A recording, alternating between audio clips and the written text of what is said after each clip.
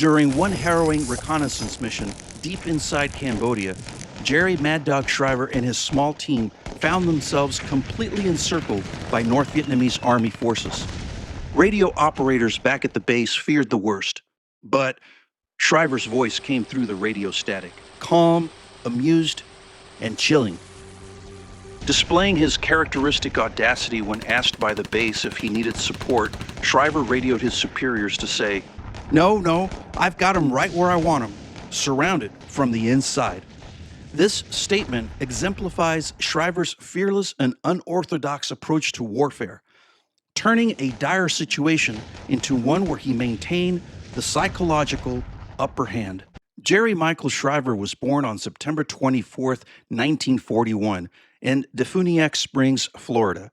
He grew up like any ordinary kid, except nothing about Jerry would remain ordinary.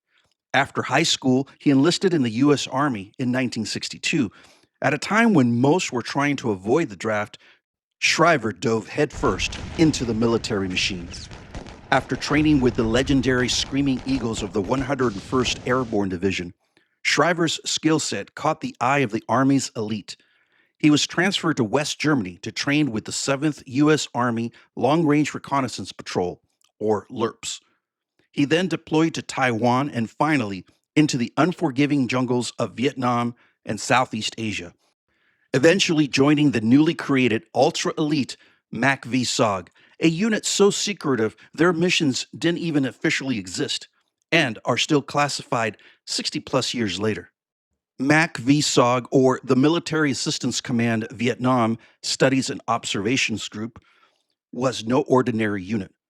These were the ghosts of war, conducting top-secret raids into Cambodia, Laos, and North Vietnam. It was in the thick of the jungles of Southeast Asia where Jerry Shriver became more than a soldier. He became a myth. Even Medal of Honor recipient Jim Fleming held deep respect for Mad Dog Shriver, famously saying that Shriver convinced me that for the rest of my life, I would not go into a bar and cross someone I didn't know. This statement reflects the formidable and unpredictable nature of Shriver, underscoring the deep impression he left on those who knew him. His tactics in the field were also highly unorthodox, even for MACV-SOG standards. He'd go on missions where he was outnumbered 10-1 and still come back grinning. He rose through the ranks to become platoon sergeant of one of MACV-SOG's most feared covert units, the Hatchet Force. These elite teams were made up of just 3 American operatives, a leader, a radio man, and a medic, and a hand-picked group of 20 to 40 indigenous fighters, masters of guerrilla warfare and hardened by countless battles. Only a leader of exceptional grit and skill could command such warriors.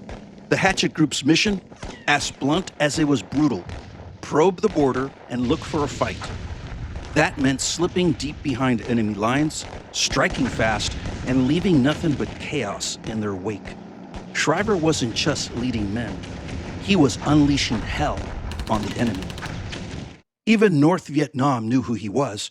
Radio Hanoi, the enemy propaganda station, gave him his nickname, Mad Dog.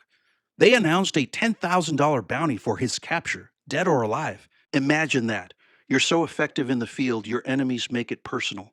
The legend of Mad Dog grew as he deployed into his 3rd tour of duty in Southeast Asia. He once wore a black skull and crossbones cap into the field. When asked why, he simply said, "Because it scares the hell out of the enemy." And he was equally known for his eccentric attire on base, notably wearing a blue velvet smoking jacket and a derby hat when he wasn't on missions. These distinctive outfits, along with his habit of being heavily armed even on base, contributed to his unique persona among his peers. But even ghosts can vanish. On April 24, 1969, a B-52 raid took place on the suspected location of the Central Office for South Vietnam, or COSVIN, the elusive enemy headquarters hidden southeast of Memot, Cambodia. It was from this unassuming area of rubber plantations and small villages that much of the Tet Offensive of 1968 had been orchestrated from, and it had to be destroyed to avoid a repeat of that bloody campaign. After the raid, The U.S. command in Saigon needed to get confirmation that the bombers had done their job, and Mad Dog was the commando picked for the mission. Jerry Shriver led his team on what would become his final mission, an operation to gather intelligence on the post raid of the B 52s and destroy whatever remained of Kosvin, since intel indicated it was staffed with high ranking enemy officers. This was the holy grail of targets. On that day in April 1969, Shriver led his Hatchet Force, a combined platoon team of 24 U.S. Special Forces and Montagnards, serving with MACV-SOG's Command and Control South, or CCS. Thanks to the extensive research and detailed records at VietnamTripleDeuce.org, we can now, for the first time, pinpoint the exact location of this operation against the elusive Kosvin complex inside Cambodia. This is the location shown on a military map from 1970. As we can see, Kosvin was located on this rubber plantation at the foot of a hill that stretches to the east. It's unlikely that Shriver's team would have landed on this hill, but to the west and southwest is a wooded area that divides relatively flat farmlands beyond the tree line, and with only 1 kilometer to the enemy compound. It is here that I believe would have been the most likely landing zone for the Hatchet Force, and accounts say that Shriver was last seen running towards a tree line, so this kind of makes sense.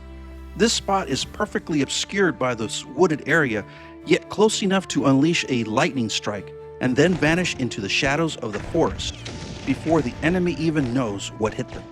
But the insertion point was met with immediate and intense enemy fire, leading to a prolonged firefight. It was an ambush. During the chaos, Shriver was last seen moving towards that tree line, attempting to flank the enemy. Radio contact with him was lost shortly after, and despite extensive search efforts, he was soon declared missing in action. Witnesses at the battle say Shriver did make it to the tree line. He and a Montagnard comrade tried to flank that machine gun nest, and then nothing. No distress calls, no SOS. He simply disappeared. We know that MACV-SOG operated in extreme secrecy, but over time, declassified documents and veteran testimonies have pointed to a possible North Vietnamese mole operating within South Vietnamese military or intelligence circles. These spies sometimes had access to SOG mission details, insertion points, times, and even unit compositions.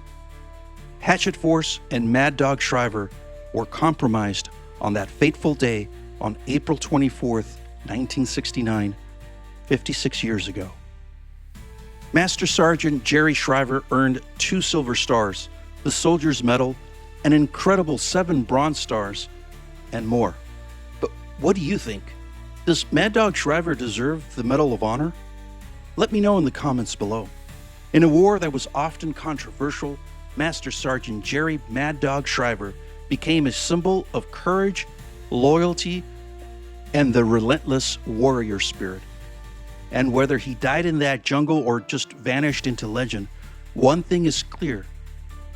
You don't survive over 150 secret missions by luck. You do it by becoming Mad Dog.